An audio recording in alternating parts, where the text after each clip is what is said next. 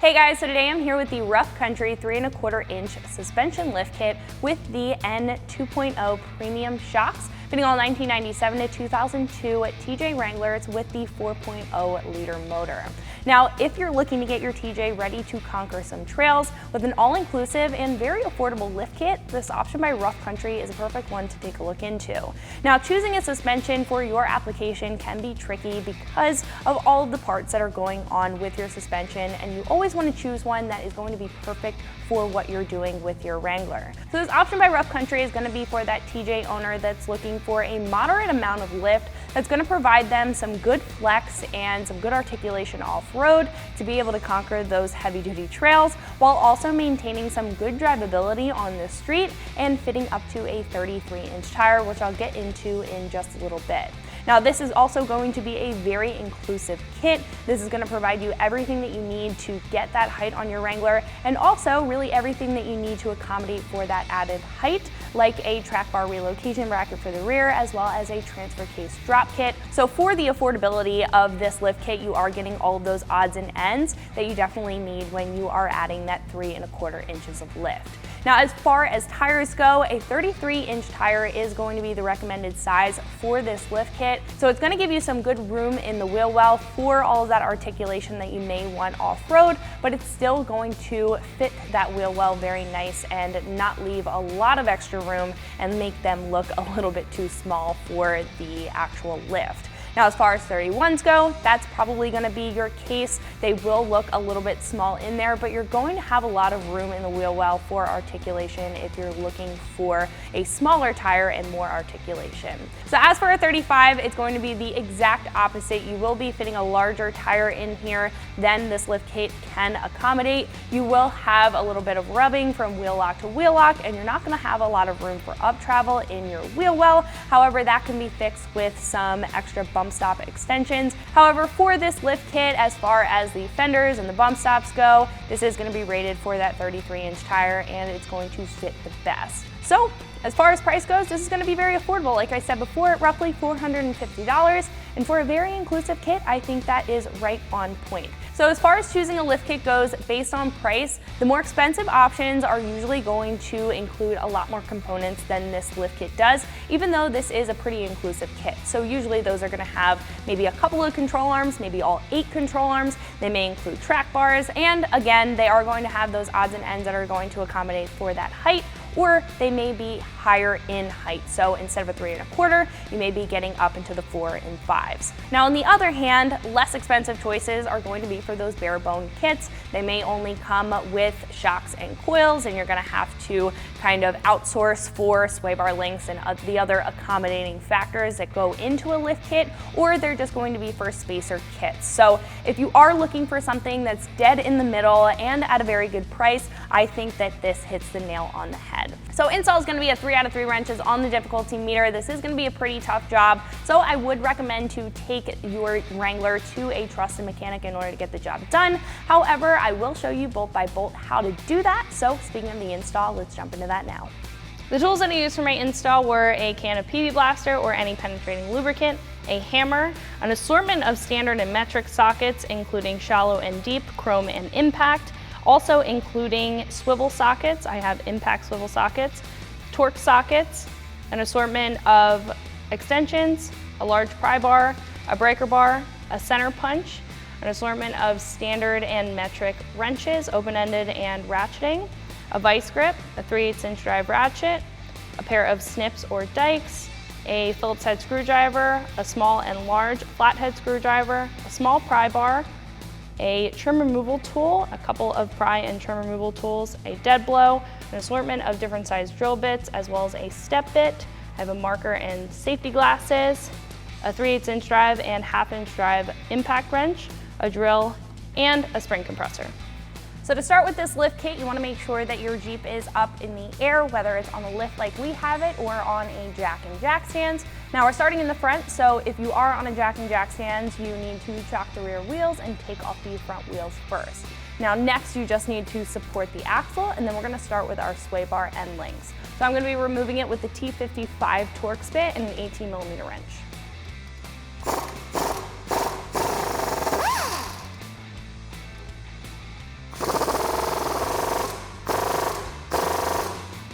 So I'm using a 17mm wrench over here.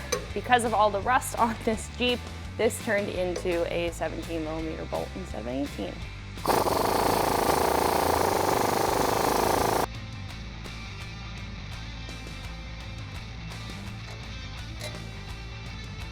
After that, we can pull the sway bar down and work on that top stud.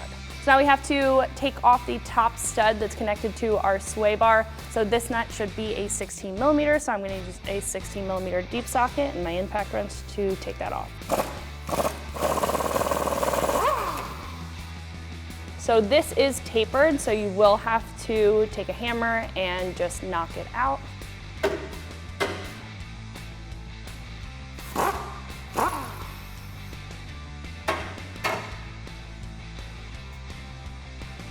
So our next step is going to move to the shock. So we have to take out the 2 bolts that are holding in the bottom of our shock. So I'm going to be using a 13mm deep socket for the nut on the bottom side and a 13mm wrench for the bolt head on the top side.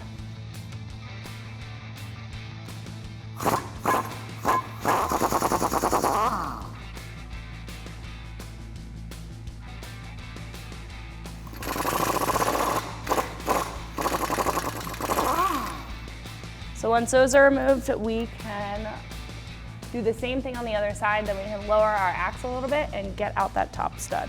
So now we can remove our front shock's top nut on the stud up there. Now I am going to be using a 9/16 inch ratcheting wrench and a pair of vice grips to keep the shaft from spinning.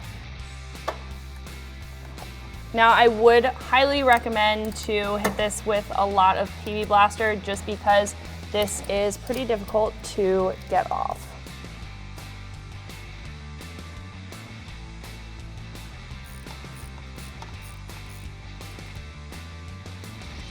So once that nut is off, then we can remove our vice grips.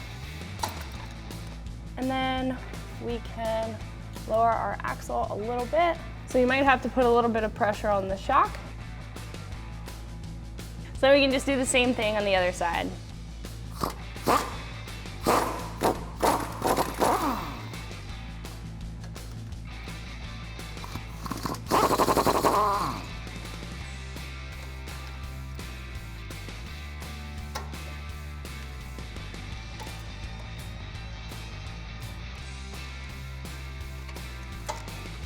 So what we can do next is just take a little bit of compression off that axle, push up on the shock, and wiggle it out. So our next step is just to disconnect the axle side of our track bar in order for our axle to completely drop so we can get our springs out. So I'm going to be using a T50 Torx bit and my impact wrench to remove that bolt. So I'm just using a wrench behind the bolt just to give it a little bit of pressure since that flag nut is already off.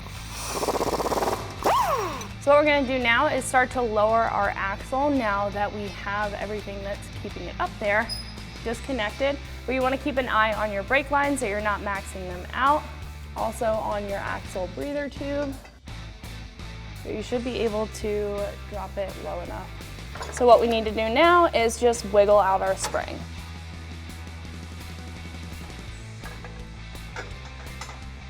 So for our driver's side spring, there will be a spring clip down at the bottom held in by a bolt. I'm going to use a 14mm deep socket in order to remove that bolt that's holding on the spring clip. All right, so now we can go ahead and remove our driver's side spring. So now that we slid the isolator down, what we need to do is remove the bump stop cup as well as the bump stop in order to fully remove the isolator. So what we can do is just wiggle out this bump stop. So after you have your bump stop out, it's going to expose a 15mm bolt that's holding on this bottom cup. So I'm going to take a 15mm socket as well as an extension and remove that bolt.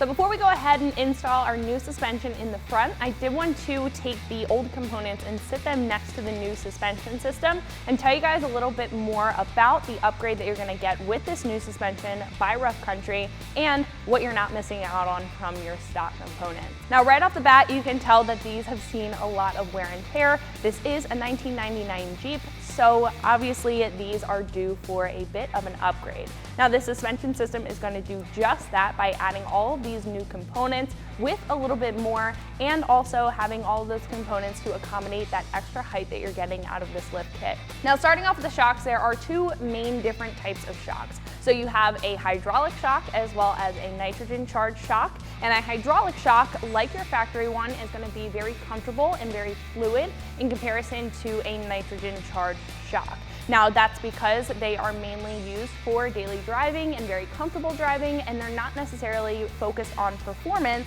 like a nitrogen charged shock will. So your factory shock is going to be a hydraulic shock. But the problem with hydraulic shocks is that if you are going to go off-roading and you're planning on working that shock a little bit harder than you would when you are just daily driving your Jeep, that is going to heat up and cause cavitation, which is foaming forming inside the shock body, and it can lead to shock fade over time, which is just a very squishy shock, and it's not going to perform how you would want it to perform on your Wrangler. Now with a nitrogen charged shock like this N2.0 from Rough Country, this is going to reduce shock fade over time because it is nitrogen charged and a little bit stiffer. So even though this is still a twin tube shock like your factory one, this is going to reduce that shock fade and disperse heat a lot better than a hydraulic shock would. So this is charged to 200 PSI, so it is going to be a little bit stiffer. However, it is going to handle a lot better. You're not going to get as much body roll out of this as you would a softer shock. And this is also just going to be able to take a beating just that much more and perform a lot better on the trail, which is definitely what you want out of a performance shock. So moving on to the springs, this is where you're going to get all of your height. So in comparison to the factory spring, this is still going to be a progressive rate shock. However, it is going to be a little bit taller, and this is also going to have a preset spring rate. So you are going to still get that comfortable aspect out of that spring with all of that height added to it. Now moving on to the sway bar end links, as you can tell, this has seen a lot of wear and tear. Now the big thing about these sway bar end links from the factory is that they have a ball and socket style attachment up at the top, which is prone to failure over time, especially if you're looking to do a lot of work with your Wrangler. If you're looking to take it off-road, it can damage these sway bar end links. Now the big thing about this is that there is a rubber boot on top of that ball and socket style attachment, and that can rip, and that's the case here, and all of that grease is prone to getting dirt in it and prone to failing this and seizing this up. So moving on to the new sway bar end link that you're getting two standard style bushings on each end, and that is going to reduce all of that wear and tear on that factory style bushing. And it's also going to come with a U-bracket to adapt to your sway bar, and they're going to be a little bit longer as well to accommodate for that extra lift height. So speaking of accommodating for that extra height, you are getting a couple of different components in this kit that are going to accommodate for the extra height that you're adding with this lift kit. So you are getting a transfer case drop bracket, and you are also getting a rear track bar relocation bracket. Now overall, this is going to be a big upgrade, as you can tell from your factory components. Now let's go ahead and install our new kit. So our next step is to install our new isolator and then reinstall our bump stop cup.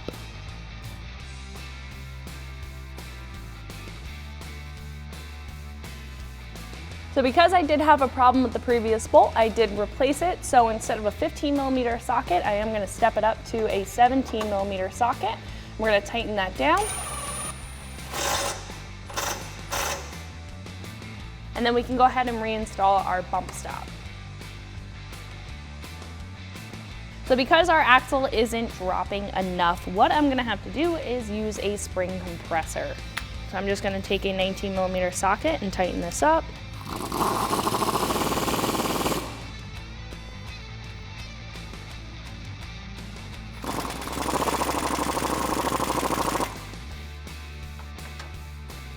So what we can do next is just put on our spring retainer clip with the factory hardware, making sure that it's set into place, and then just tightening that down with our 14mm socket. All right, now we can repeat that process on the other side.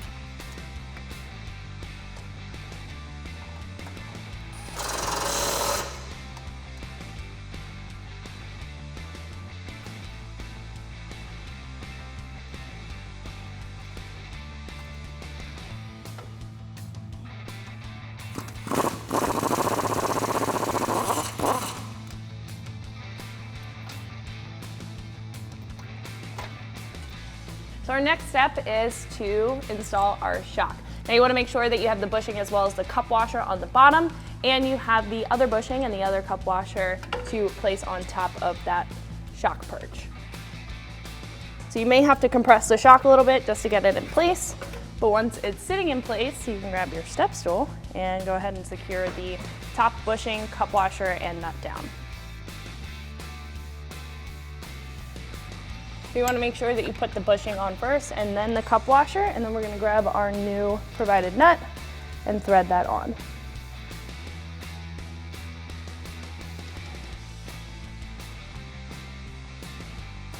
So once you catch a thread, you can take your 9/16 inch wrench and tighten that down.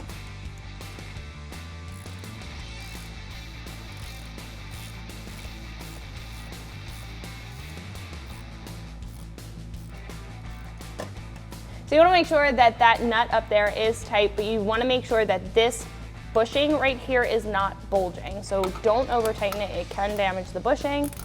However, you want to make sure that it is pretty flush with the top of your shock perch.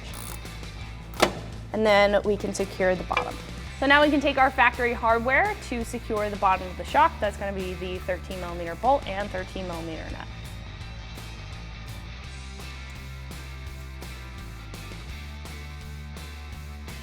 Then we can tighten that down with our 13mm wrench and our 13mm socket that we use to remove them.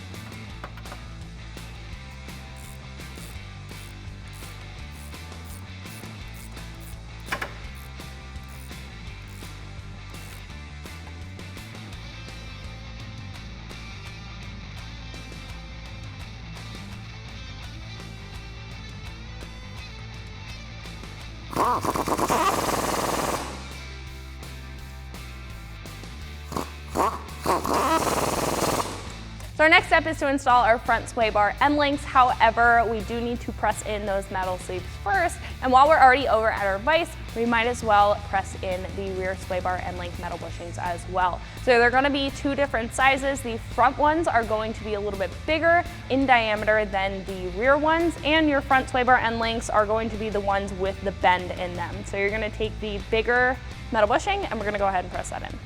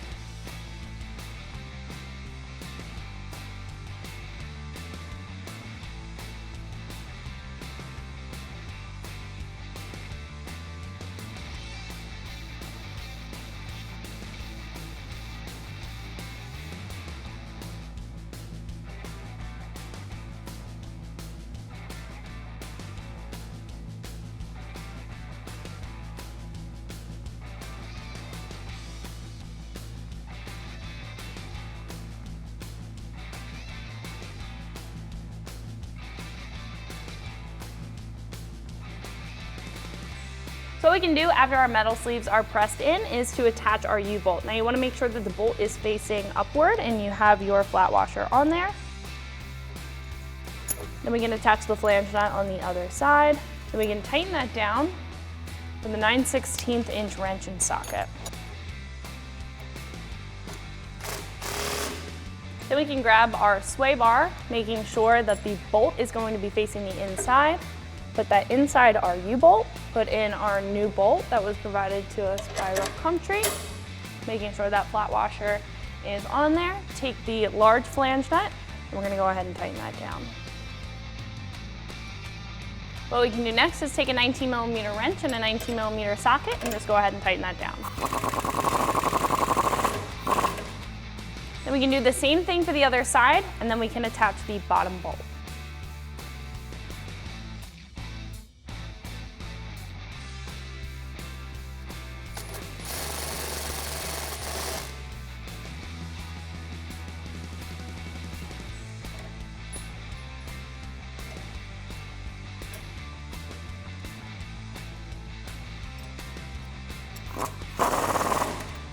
So now we can attach the bottom part of our sway bar end link with the factory hardware.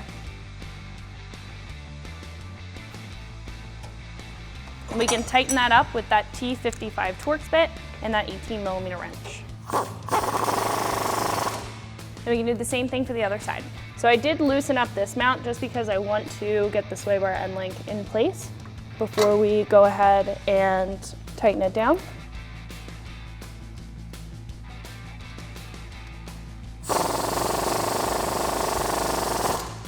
So our last step in the front is going to be to drill a new hole for our track bar because it is going to be off center after we have lifted our Wrangler. So you want to measure over 3/4 of an inch, mark a hole, and then we're going to take a couple of drill bits and step up to a 7/16 inch hole. So then we can attach our track bar once our Jeep is on the ground.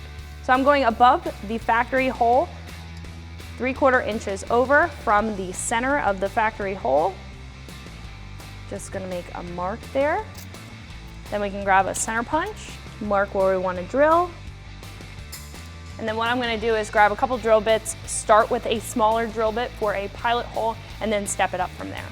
So I'm starting off with a 3/16 inch drill bit, and I am just going to drill as straight as possible into the other side of our axle side track bar bracket.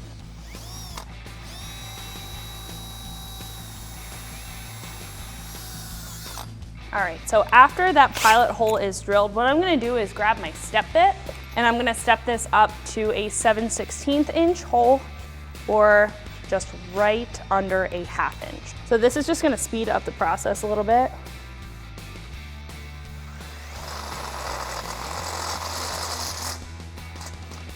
All right, so that is what our hole is gonna look like.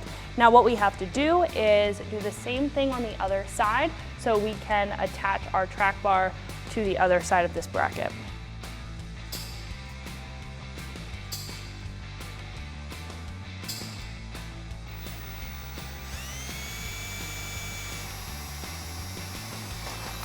So what I'm doing now is just stepping up to a 5/16 inch. So I'm gonna step it up to a 7/16 inch bit. All right, and our hole for our track bar is complete. So once we have this down on its own weight, we can go ahead and reattach our track bar. But that's it for the front, so let's move on to our transfer case drop. So our next step is to drop our transfer case. Now you're gonna be provided with 6 spacers as well as 6 longer bolts than the factory bolts that are already in there. Now what I'm gonna do is loosen the other side. I actually already loosened the other side. Then I'm gonna do the same thing with this side, and we're gonna go bolt by bolt so we don't totally disconnect that subframe underneath, because that is supporting our transfer case. So it doesn't look like these bolts are gonna give us enough space to get our new spacer in. So what I did was took a pole jack, and I'm just going to have that underneath our subframe here just to hold this up while we take out the other bolts, since they are significantly shorter than our new bolts. And I'll even show you guys that. So the new bolt in comparison to the old bolt is significantly shorter. So I am just going to support it and we're gonna take all 3 out and then lower this down. Now the other ones on the other side are loosened exactly for that purpose. So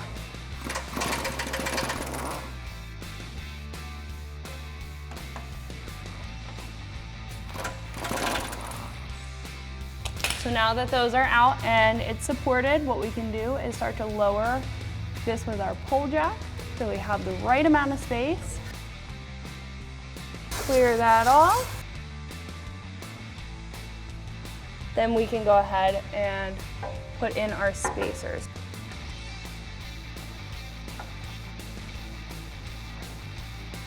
And we can take our longer bolt and start to thread that in.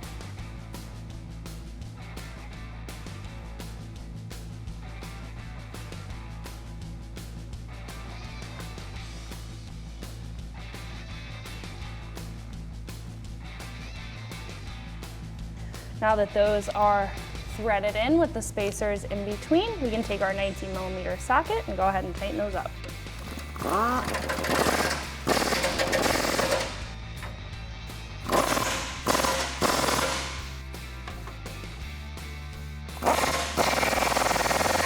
So we can do the same thing on the other side, making sure that the subframe is supported by the pole jack.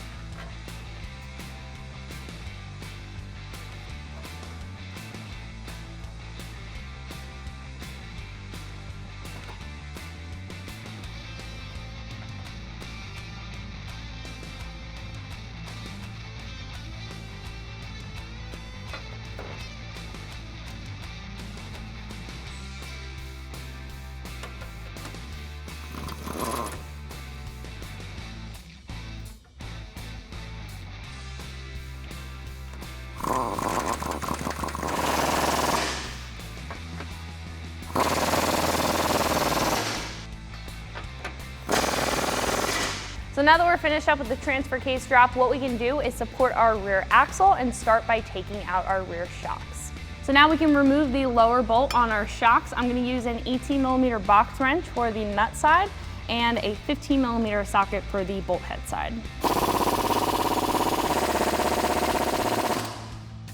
So I was going to use a breaker bar in order to crack that nut free. However, that bolt is very rusty and it ended up just breaking off. So what I'm going to do is just remove the rest of this bolt. I might have to take a punch and a hammer to get the rest of the bolt out, but as soon as that's out, we can move to the top. So unfortunately, the impact gun didn't do its job to get this bolt out, so I did use a breaker bar and ended up snapping the bolt. Now what I did in order to get that out is just pried it out a little bit farther so I could fit a pry bar behind it and kind of wedge it out. Then once I was able to get it out enough to fit a wrench behind it, I did exactly the same thing that we did with the front track bar and pried it out with a wrench and impacted it out the rest of the way. So hopefully the other side will not be the same, but we are prepared if that does happen. Now we were supposed to be reusing these factory bolts, but we have a couple extra laying around, so we'll be able to reuse those bolts that we have. But if you get this off, you will need to reuse this in the future, so keep that in mind and put that aside. But let's head over to the other side so we can get that lower bolt out. So we're gonna do the same thing on the other side, hoping for a better outcome. And it was a lot better. So this is what should happen. However, if you do need to replace the bolt, if you do get a bolt that broke. So like I told you guys, if you have a little bit of trouble getting that out, what you can do, just like we did with the front track bar, is take a 15mm wrench or really any size wrench that will fit on there and take your impact and kind of give it a little pressure, pry on it, and it will help itself the rest of the way out. So now we can remove the top bolts. There's gonna be 2 bolts on either side of that bar pin that are holding in the top of that shock. Now these are gonna be really rusty. I've soaked them overnight with PB Blaster. However, they could potentially break, so just be very careful. So I'm using a 13mm swivel socket, and it is gonna be a little bit difficult to see, but if you follow that shaft upwards, you'll locate the 2 bolts on either side of the bar pen. So I switched to a straight socket, just a standard socket, just because it might do a little bit better than that swivel up against the frame. So after both of those bolts are out, we can completely remove the old shock. So once both those top bolts are out, you can remove your shock.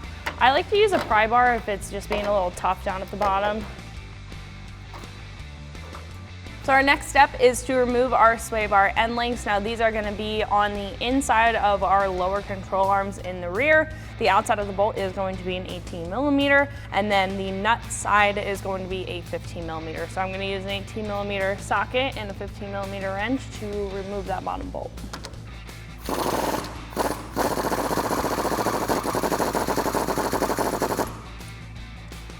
So if you follow that sway bar up to the top, there is going to be a threaded hole in your frame. I'm going to use the same 18mm socket in order to remove that top bolt.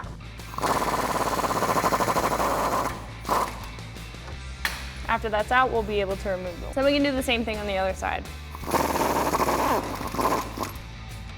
So because the exhaust is in the way, I am going to use a 5-inch extension just to reach that upper 18mm bolt.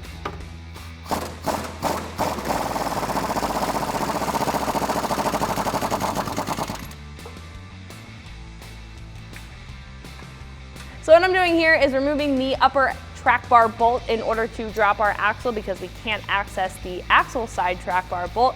So I have a 15mm swivel on the bolt head side and a 19mm wrench on the nut side, and we're just going to go ahead and remove it so we can drop our axle.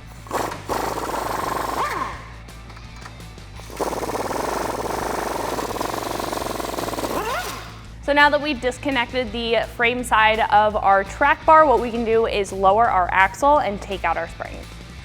So now you're going to have someone either pull down on the axle, or you can pull down on the axle yourself, and we're going to go ahead and remove that spring. So you can do the same thing for the other side. So just like the front, we are going to have to remove the bump stop and the bump stop cup so we can attach our isolator up there. So I'm just going to take a pry tool, a flathead screwdriver, and kind of assist myself to get this, try to work this bump stop out. So we can do the same thing on the other side. So our last step is to take off the bump stop cup with that same 15mm socket, and we are going to take off this stock isolator and replace it with our new one by Rough Country.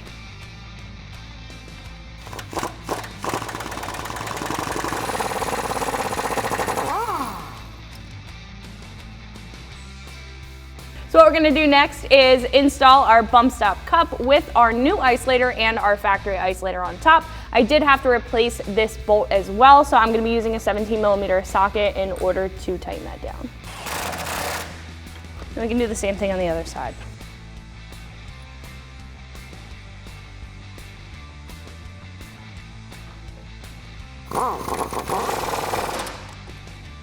Then our last step is just to put in that bump stop.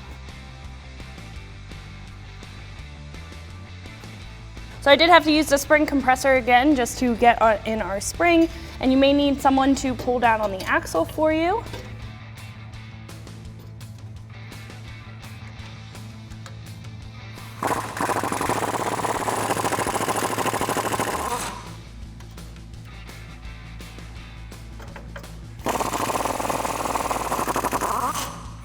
So our next step is going to be to install our track bar relocation bracket down on the axle side track bar bracket. Now I want to do this before we get the shocks in, just so we have enough space in order to get the bracket on, because we do have to do a little bit of drilling in order to get that bracket on there. So you're going to need a T55 Torx bit, and remember we disconnected the frame side of that track bar, so just be aware of that when you are disconnecting the axle side. We will connect the frame side again after we have everything reconnected down at the bottom. So I do have a plastic cover here on our track bar axle bracket. What I'm going to do is just take a pry tool and remove that clip that's holding in this plastic piece. We can ditch that to the side, and then we can grab our axle side track bar relocation bracket and go ahead and start installing that. So we do have to remove our track bar in order to install the bracket, so I'm just taking a pry bar, remembering that the other side is not connected, and we're just going to wedge the track bar out. So what I'm going to do just to make sure that one side of the track bar is secured is resecure it in this top bracket here. You may have to wiggle it around to get it all lined up, but once you do, you can put that bolt through. Now we are going to tighten this down while it's on the ground. I want to make sure that this is pretty secure while we reconnect the other side of the track bar. All right, now we can go on the other side and install our track bar relocation. So what I'm going to do first is put on our track bar relocation bracket. Now you can just rest the factory track bar up on top of there, but we want to put in our provided bolt by Rough Country.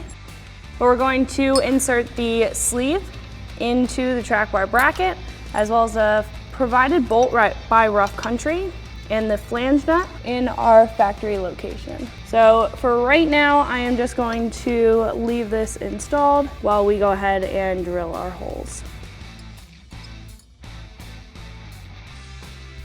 So you don't have to have it too tight, you just want to make sure that it is sitting pretty flush with where it should be sitting when we have to drill these holes.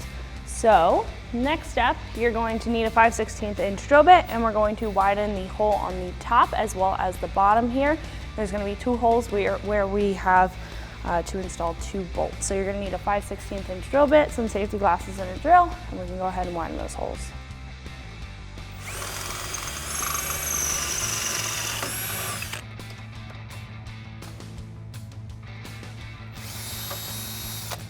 So what I'm going to do now, just to get our other bolts installed, is remove this new bolt, put this aside so we can install it later, and then install our two 5/16 inch by 1 inch bolts.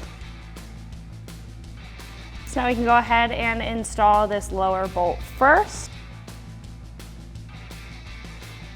And once that's installed with a 1/2 inch socket and a 1/2 inch wrench, we can tighten that down.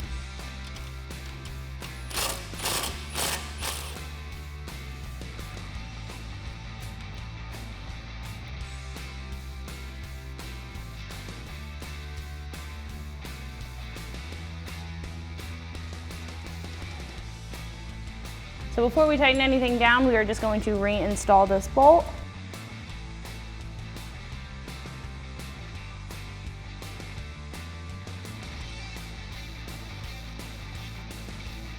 And then we can go ahead and tighten everything down, starting with the two smaller bolts. I'm going to use a 1/2 inch wrench and a 1/2 inch socket.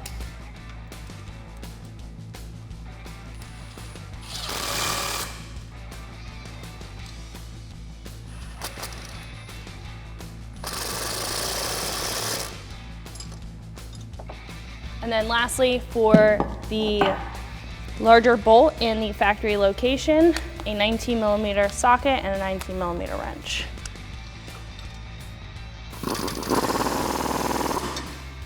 Now we will have to attach the track bar to this bracket once the Jeep is down on its own weight. So now we can move on to the shocks.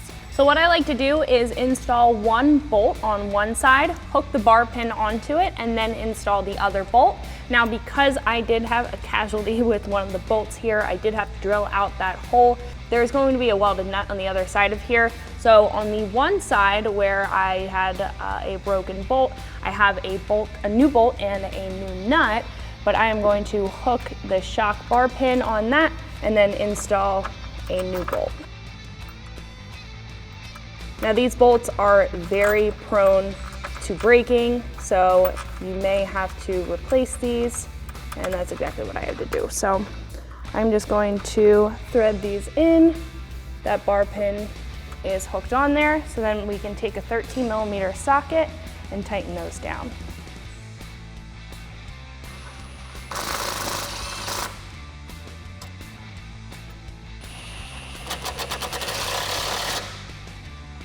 So in order to get the bottom of the shock into the shock mount down at the bottom, we may have to compress the axle just a little bit in order to raise it up. So I put the pole jacks back underneath here. Just make sure if you're doing this to watch your lift points. You don't want to lift the Jeep off of the actual lift. We just want to raise this up just enough so we can get our shocks attached. So I'm going to install the first bolt on the frame side, then we're going to hook the bar pin onto that bolt.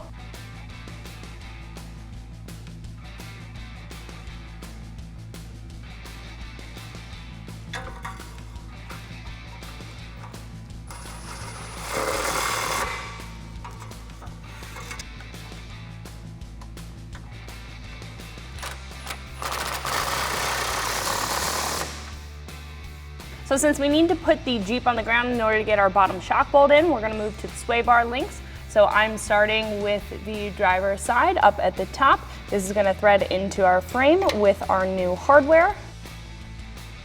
So once that's threaded in, we can just line up the bottom, put the bolt in, but we're going to tighten down that top one. So this has changed from an 18mm socket to a 17, so I'm just using a 17mm Jeep socket, my impact and a small extension. And then we can move to the bottom bolt. So for this bottom one, we're going to be using the same bolt, but 2 flat washers and a nylon lock nut, and they're both going to be a 17. So we'll take a 17mm wrench in that same socket and just tighten those down.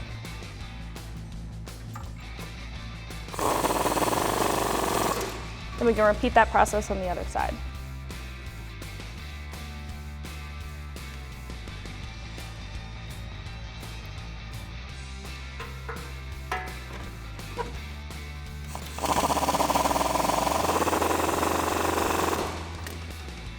So after you have that track bar in and bolted down, I would recommend to torque all of your bolts to the factory specs. I would also recommend that you get an alignment and check that 4-wheel low lever. So if your 4-wheel low is not engaging, you will have to adjust your shifter linkage. However, that wasn't the case for us, so it may not be the case for you. However, Rough Country does have that in their instructions. But that's going to wrap it up for this review and install. Make sure you like and subscribe, and for more products and videos like this, always keep it right here at ExtremeTerrain.com.